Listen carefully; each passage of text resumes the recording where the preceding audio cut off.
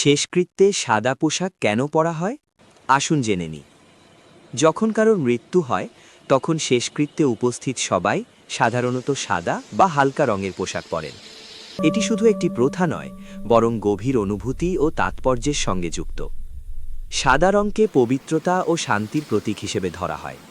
বিশ্বাস করা হয় মৃত্যুর পর আত্মা এক নতুন যাত্রায় পা দেয়, আর সাদা পোশাক পরে আমরা তার জন্য একটি পবিত্র ও শান্তি পরিবেশ সৃষ্টি করি। এই রং বৈরাগ্যের প্রতীক, যা আমাদের মনে করিয়ে দেয় জীবন ক্ষণস্থায়ী, আর আমাদের মোহমায়ার ঊর্ধ্বে উঠতে হবে।